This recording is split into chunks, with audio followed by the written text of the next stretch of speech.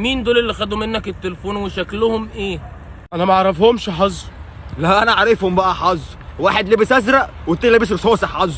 ازرق ورصاصي؟ طب استنى امسح عموسي. والله ما تشغلش بالك، ولا اديني 5 دقايق اوصل اجيبهم لك وجاي. خليها على الله وعليا. 5. مش قلت لك خليها على الله؟ الحمد لله. ربنا فرجها يا عم. الحمد لله. الحمد لله، ما تزعلش نفسك.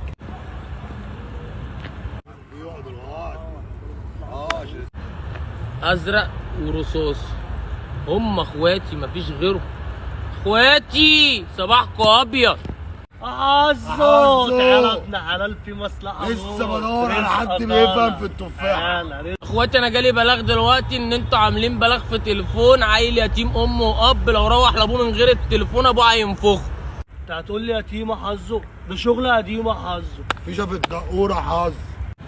انتوا عاملين فتوات وكده مش تمام. خليك فتوه، جيب حق الغلبان، ما تجيش على الغلبان، عشان انت كده مش هتبقى تمام. احذف التليفون عشان نقفله الباب ده واروح اشوف مصالح، ولو قدرت اعف، ولو عفيت اقدر.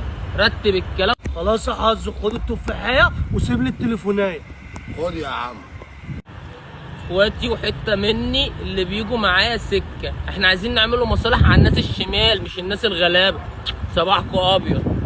كش ملك انا العيب، كش ملك يا عيال مزاريب كش. اخواتي ده تليفونكم امسك اهو. حبيبي حظ. حبيبي حظه. الدنيا مش عايزه اللي بيخد، عايزه اللي بيصد ويرد.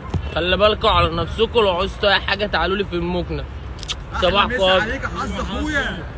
حبيبي حظه. حبيبي حظ. احلى مسا عليكم والله حظه. اخويا غاس، اخويا الرجوله والله العظيم.